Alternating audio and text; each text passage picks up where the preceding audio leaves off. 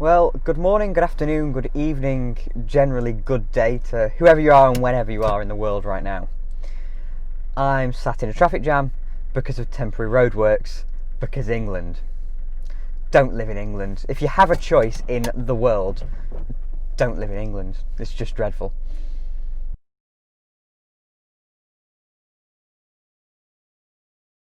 So, this, as you can probably tell, is a vlog, and if you watch my channel regularly, you might know that this isn't... this slot here on a Sunday morning should be when, like, a proper, actual video on a car would be going out. A lot of people in the comments would call that a review, but I don't really review cars. I just kind of talk about the history of cars, and a historical overview is what I would describe it as. So yeah, I don't know, you argue amongst yourselves in the comments as to what my videos actually are. And so the reason this is actually a vlog is because we're back in lockdown in England, so I can't actually get out and do videos. Well, technically I could, but this isn't actually my job. This is just what I do for fun on the weekends. So I can't... I haven't really even read the rules, but I don't think I can go out. I'm not going out because I might as well just stay at home. So I'm doing this vlog to make up a little bit. I'll keep doing loads of videos, keep doing midweek videos as well, until the end of lockdown, which is in the first week of December, where then I can actually get out, and maybe the traffic's moving slightly, where I can get out and actually do some more videos. So I have some booked in, so hopefully, you know, when the restrictions do lift, I will be able to get out and actually record some videos, and I'll make up for the lost ones that we've had here. But I've got plenty of stuff to be filling the channel with. I have bits that I'm going to do to Melvin, some more interior bits, some exterior bits, just things with Melvin. I still haven't got those GTA steel wheels sprayed up, which I need to get sorted. So there's all kinds of videos on Melvin to come.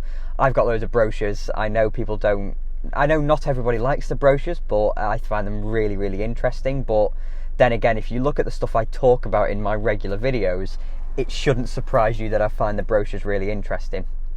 So today I'm just going to talk about what is generally going on automotively at the moment. I'm going to talk about the channel, I'm going to talk about all that kind of stuff. And the first thing I'm going to start with is the Toyota GR Yaris. And about a year ago, when the GR Yaris was first announced and we first got pictures of it, and some journalists had driven the original prototype GR Yaris, I made a vlog. Again, I just sat in a car park and just talked about why I thought it was the best thing that's ever existed in the world ever. And I still think it's the best thing that's ever existed in the world ever. It is just, you know, the engineering that has gone into that little car is amazing. And, you know, the dedication to the cause from Toyota, because at the end of the day, Toyota's engineered an entirely new body shell and an all-wheel drive system for a Yaris, which is just amazing. And I just fully support Toyota in what they're doing. And this is absolutely, for, you know, some of you who are a few decades older than me, for my generation, this is the Delta Integrale. This is your 205 Turbo 16. This is your Renault 5 Turbo. This is all of them. All your road-going rally cars. This is them to people like me, and I just wish I could get my hands on one. So if anybody does have a GR Yaris, or anybody has ordered a GR Yaris, is getting a GR Yaris, please let me do a video on it. Please.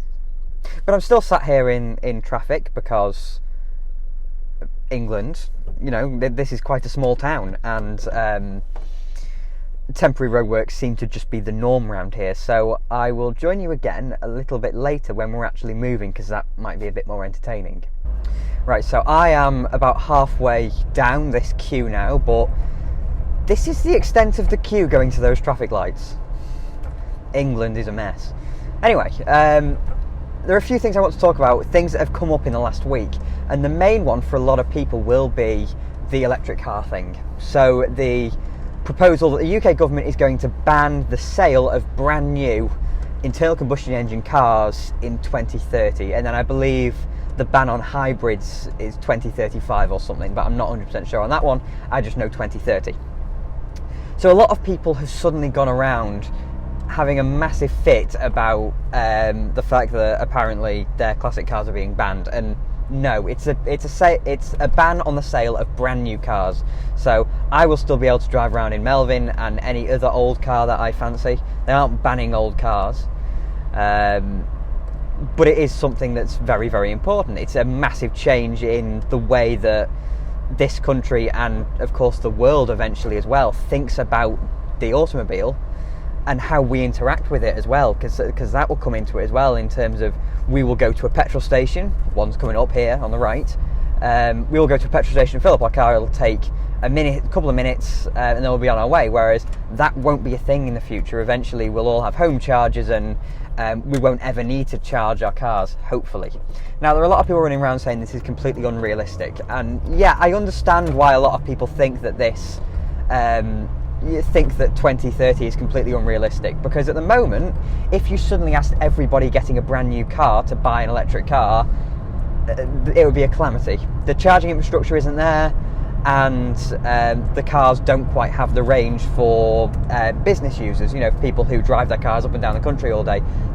It just isn't there yet. For a lot of people who don't drive their cars as much, an electric car is absolutely fine for them. Of course, there are also people who live in flats and things like that, and getting them charging places as well that come into this.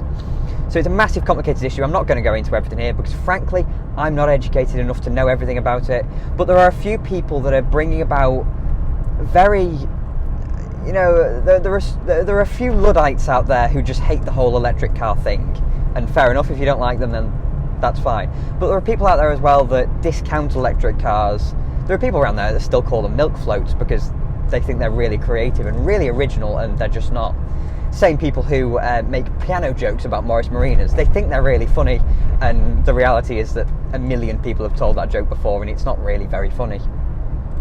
So where to start? Well, let's think about the charging infrastructure first of all. So at the moment, the charging infrastructure isn't really there. As much as they're popping up here, there and everywhere, it's all private. So the government has decided in the UK that it will not do anything to have anything to do with electric charging infrastructure.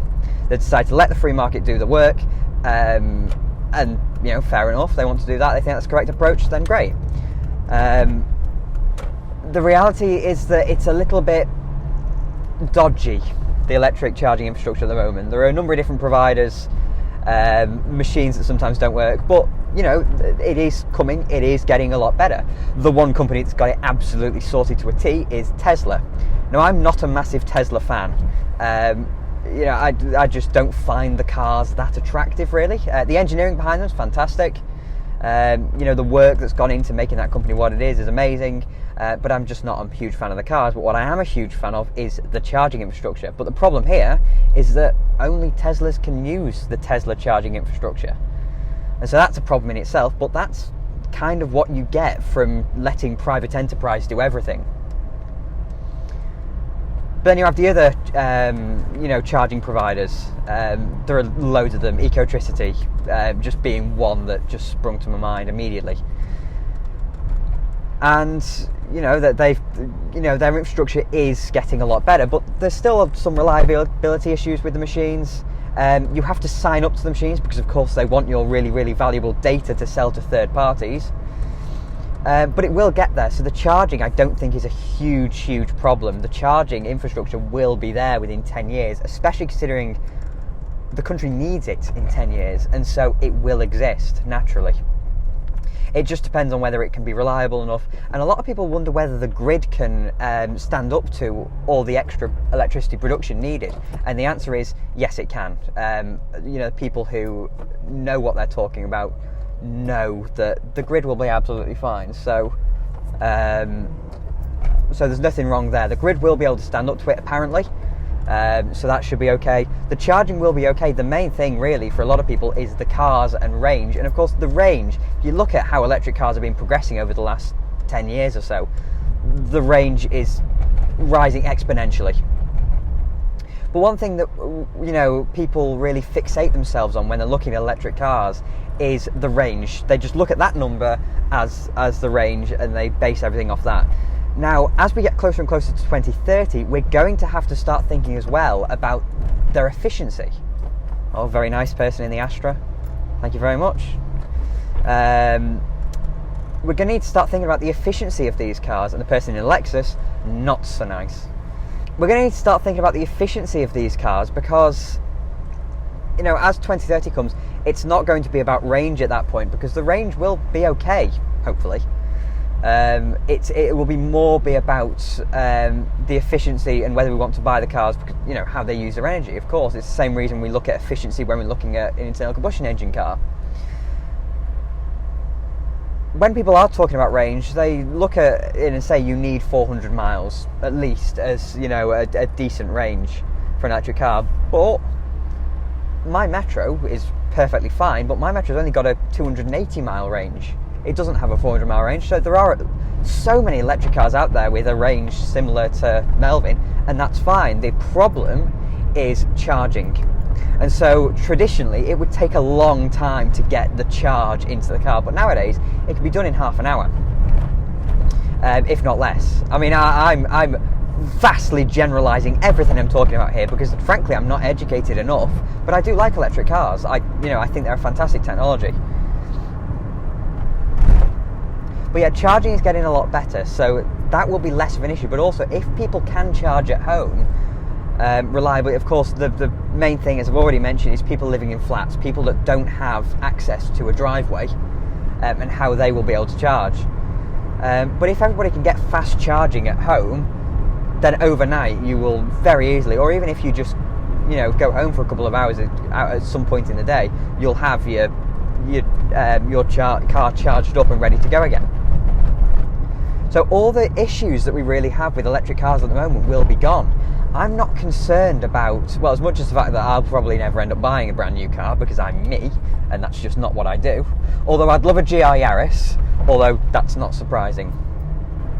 Yeah, as much as I'll probably never end up buying a brand new electric car, at least, you know, in the first number of years of them being the norm, because I'm me and I just don't do that, there's all those issues will be gone. The main issues for me are the cars that currently exist, internal combustion engine cars.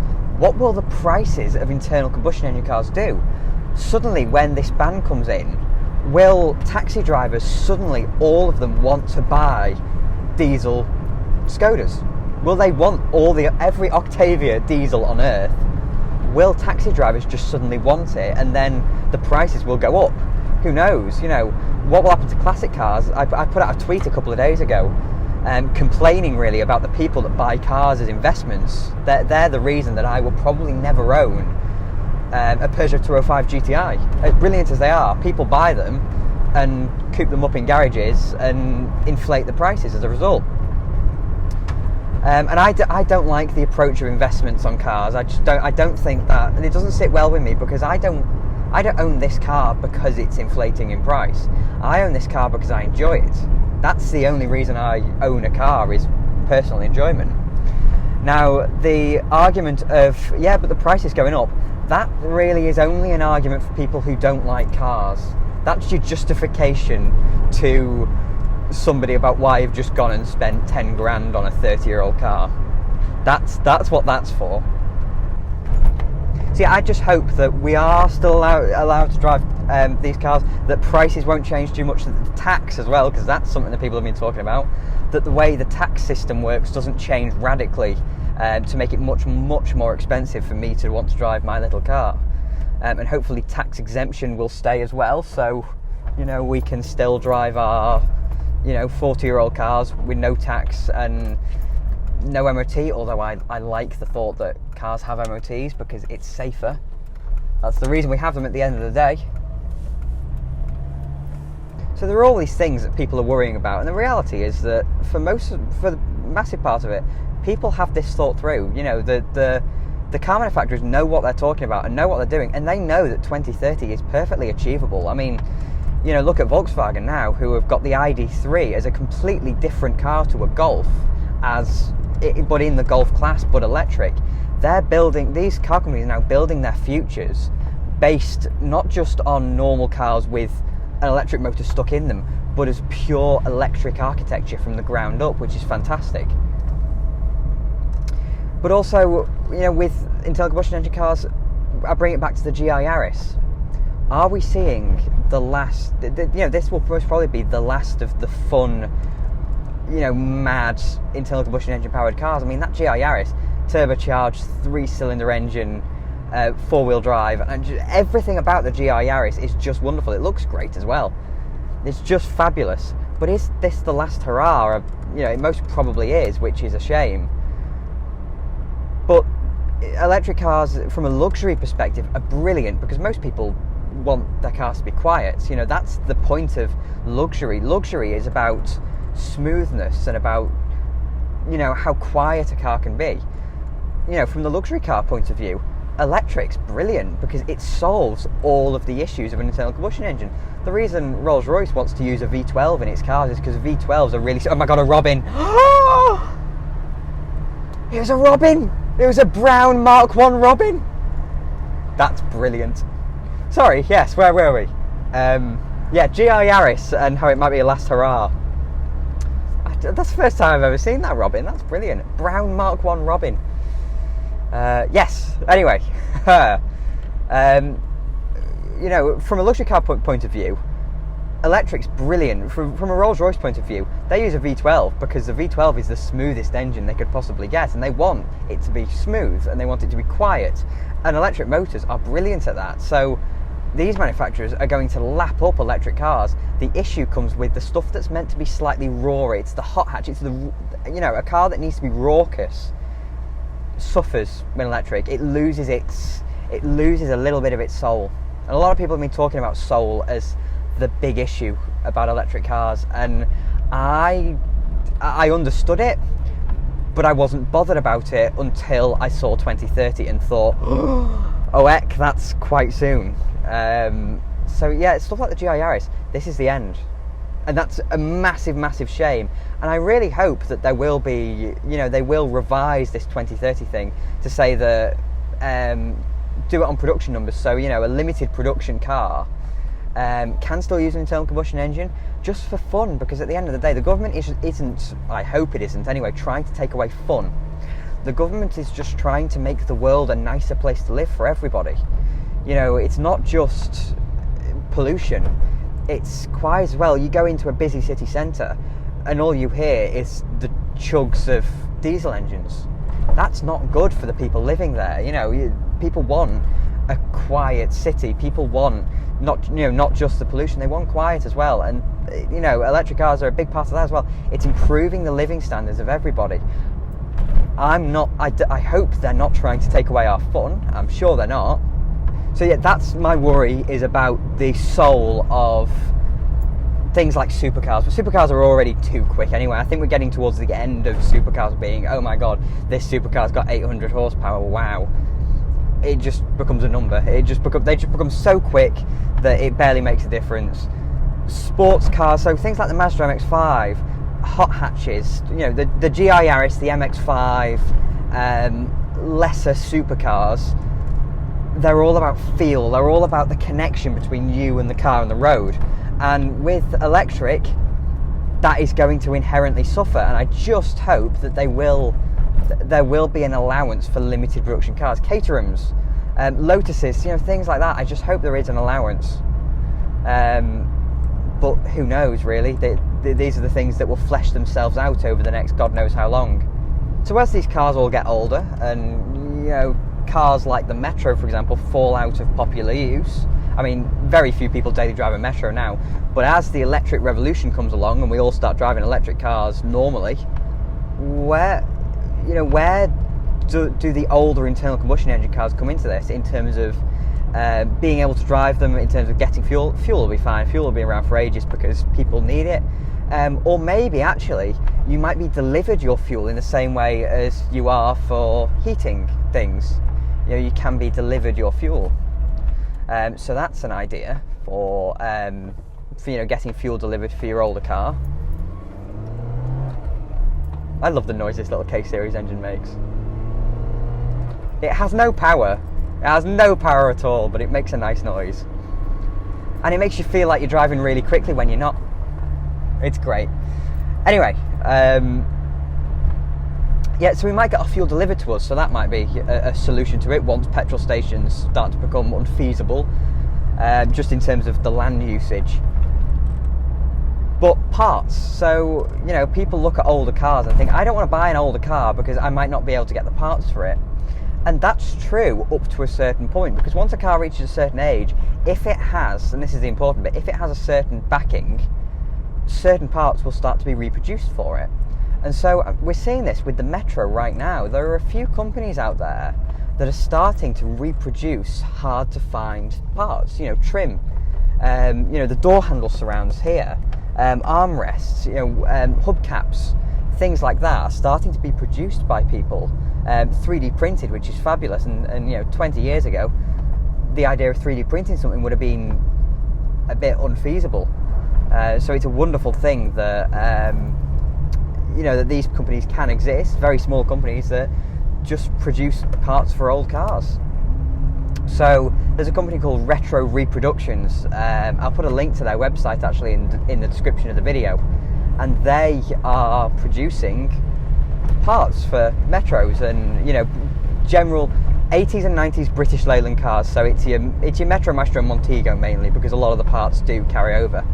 So you can buy like this internal door handle here, you can buy hubcaps, you can buy the little caps that go over the bolts that go on the spoiler on the back of the GTAs and GTIs.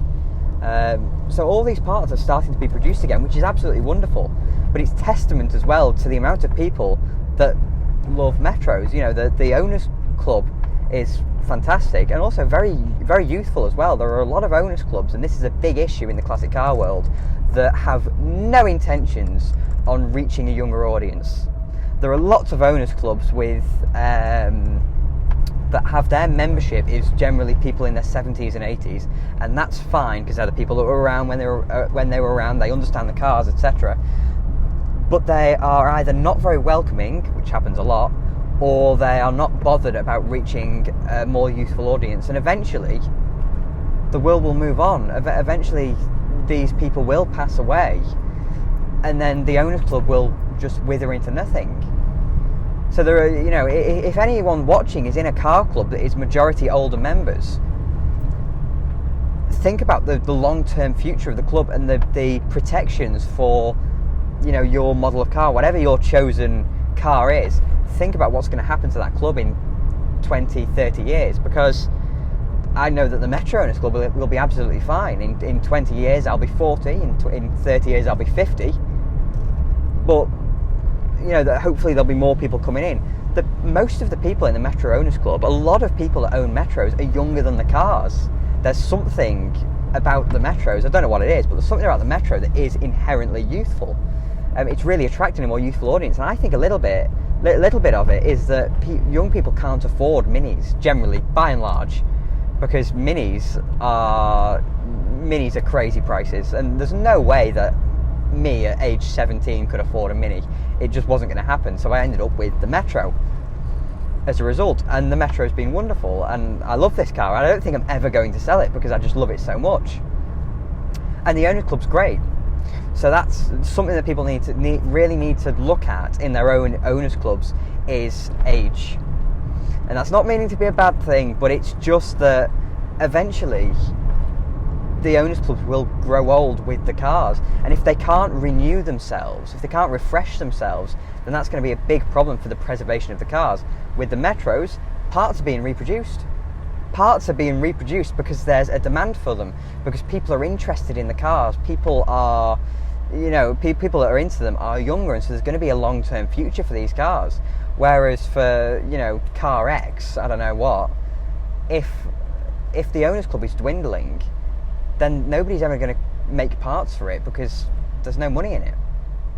So it's all about making sure that these cars are supported through into becoming, bona fide classics, and onwards from that into them becoming antiques. So I am probably not going to be daily driving a Metro for the rest of my life. It's just not going to happen. Eventually I'll probably end up with an electric daily driver, because electric cars are great. I am an electric car fan. They have their issues, but they're great for doing daily business. But what would be my next car? If anybody follows me on social media, especially Twitter, I've got links to all my social medias in my description, by the way. So if you do want to follow me, just click on the link to my Twitter in the description. I have been going on a little bit about Peugeot 306s. Oh my word, a learner driver has just stopped in the middle of a mini roundabout. Now that's another issue I'm going to come on to in a minute actually, but I hadn't thought about. Anyway, as we were, my next car, I've been absolutely swooning over Peugeot 306s because I think they're brilliant. They're a great looking car, they've got a great chassis beneath them, and they're just nice. They are just nice cars to be in and be around. So I'd love a Peugeot 306, but I need to save up a little bit, and I need to also think about what on earth I am spending my money on, because at the moment I could spend my money on things that aren't cars, and that would probably be better. But in reality, this road's dreadful. In reality, I don't want to spend my money on anything but cars, because, you know, I'm a massive sad act and I like spending money on cars. That's why I spend all the money on Melvin, and it's why there are just car parts around everywhere. You know, I keep getting parts delivered for my car, which I'll get onto again in a minute. So yeah, Peugeot 306. I'd quite like an R50 Mini actually, you know, an early modern Mini, because they're quite cool. Of course, I'd like a classic Mini. In fact, I'd like a lot of cars. I'd like an ADO 16 as well. I would like a Peugeot 205, but I'd prefer a 306 to be honest, because they're a little bit bigger, a little bit more modern, just more refined. They're just better generally. I'd love a 306 GTI 6, but that's not realistically going to happen. This is a dreadful junction, and I'm sure many people crash at it every year. That there is a Smart Roadster. They're quite cool. If you put a manual gearbox in one, definitely, that would be very cool. I'd like a Smart Roadster. It's getting a bit hot. The heater in the Metro, by the way, is absolutely remarkable. It is just brilliant. Yeah, Metro heater. One of the best. So, a couple of minutes ago I mentioned a learner driver that had stopped in the middle of a mini roundabout. Now, I would have been told off for that. Like, my driving instructor was like, if you're driving at like 20 miles an hour in a 30, why are you driving at 20 in a 30? Why are you doing that? That doesn't make sense. You'd fail a driving test doing it, because you wouldn't be making due progress. But people do have a perception of learner drivers. If you see the L plates on a car, a lot of people just try and be really aggressive, and that's not the solution. Because if you are, you know, behind a learner driver and you're getting really aggressive with them because they're not quite driving fast enough, what's that teaching the learner driver? That's teaching the learner driver that this is what people do on the roads. That's instilling aggressiveness in a learner driver, and I just think that's completely abhorrent. I do not understand the logic behind that. So if you do see a learner driver that's done something stupid, by all means think that they've done something stupid in the back of your head, but don't be aggressive towards them. Don't, like, you know, beep at them or anything like that, because that's not helping. If a learner driver has stalled at a junction, clearly they've got L plates on, the junction is clear, why aren't they moving? Well, it's clearly because they're struggling to get away. So why beep at them? That's not going to make them go any quicker. If anything, that's going to put them under more pressure and make it worse. So basically, don't be a dickhead. That's the point. Don't be a dickhead. A couple of days ago, I had a delivery, and funnily enough, it was car parts, unsurprising. And I got the parts out of the box. I'm not going to say what they are because, you know, that's going to come in a video shortly, but so I opened the box, and inside the box was some bubble wrap and some newspaper that was protecting the actual part. Now that's not so unusual, you know, you see that all the time. And I just took the car part out of the box, and I, you know, looked at it and all that kind of stuff. And then I came to disposing of the box, and then I looked at the newspaper, and I realised that something really unusual is going on. And I ended up looking through every single piece of newspaper, because the newspapers were from a 10-year period, and they were all 1989 to 1999 newspapers. So where has this newspaper been? Where has this car part been? Has this car part just been sat in a box in someone's loft for years and years and years? I don't know, but the newspaper was properly old. And the reason I bring this up is because there was a little, a column at the side that had a little section. I'll put a picture up on the screen now. A little section about when Ayrton Senna, I think it was the Japanese Grand Prix, 1993, he went down the pit lane and punched Eddie Irvine. Because, if there's any coming together that you wouldn't want in 90s F1, it's Senna and Irvine, isn't it? So yeah, Senna went down the pit lane. I think it was Irvine's debut, and punched him. I really should have researched as to exactly what happened, but I found that article and thought, flipping heck, I forgot that happened. This is like 7 years before I was born, so I don't remember it happening or anything, but I just know of it. So yeah, that's a little interesting piece of history.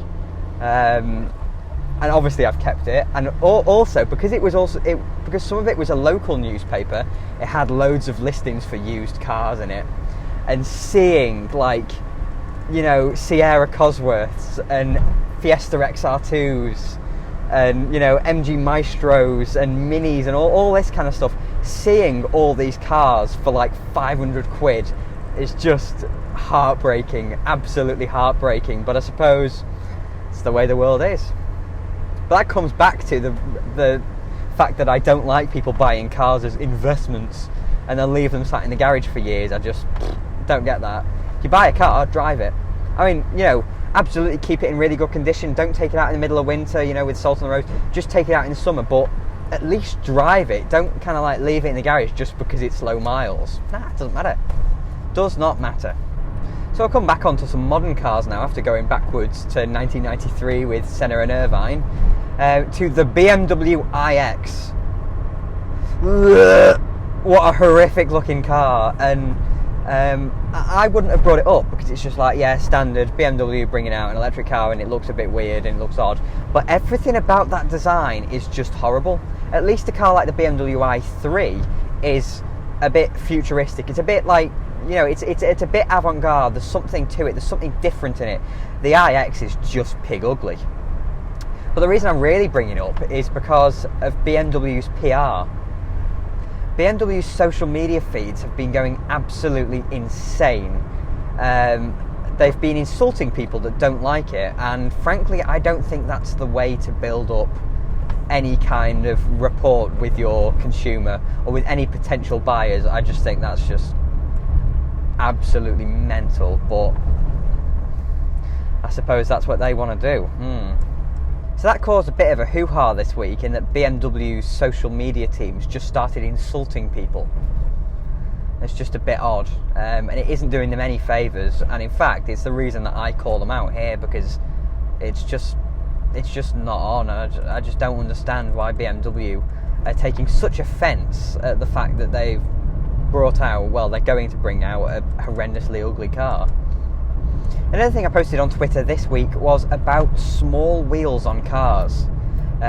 So I think I put out the tweet. It was something along the lines of, am I the only one that sees a brand new car in a car park with the tiny wheels and thinks it's brilliant? Just me? Oh, okay. But I know that there are people about that quite like seeing the smaller wheels on cars, not because they look better.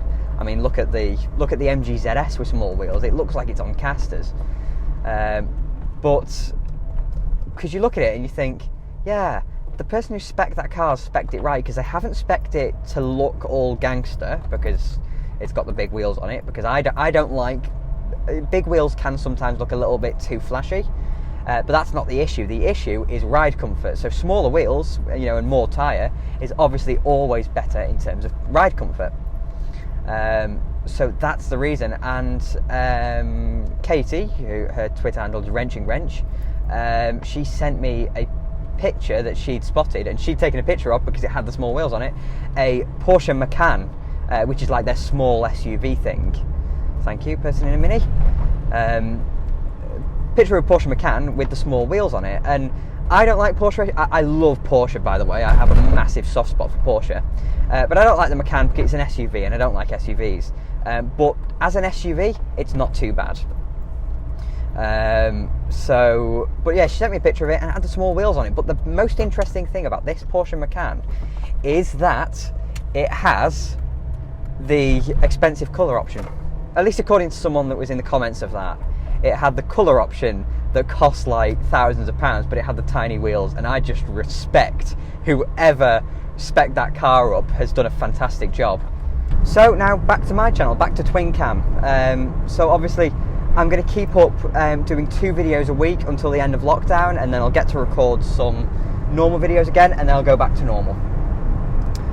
So that should all be okay, but you'll get a little bit more content coming very soon, but not normal content. It's going to be me messing around with Melvin, me looking at brochures, all that kind of stuff, which I really enjoy. I hope you lot will come along for the ride.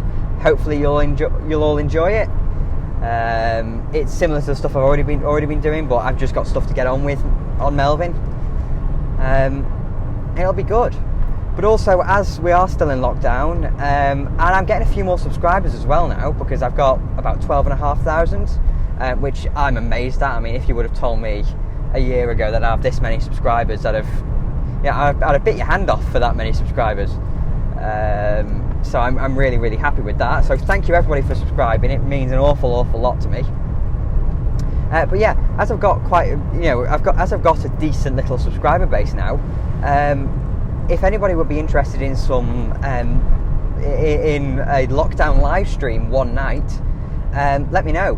Put it in the comments if you would like to. If you'd like to hear that kind of thing, then tell me. And if so, tell me when. When's the best time for you? Is it a Sunday night? Is it a Saturday night? Is it a Friday night? Is it a Wednesday morning? Tell me when is best for everybody. If you'd like to do also, have a little live chat, so you can all chat with me, ask me questions, yeah, that kind of thing. So if you'd like that, let me know. If you wouldn't, also let me know. If you think it's a stupid idea and you don't want to listen to me rant about things for another God knows how long, let me know. But yeah, so for now, thank you very much for watching. If you enjoyed the video, please click like and subscribe to Twin Cam. It does make an awful lot of difference. It really helps. And I'll have more videos coming along soon.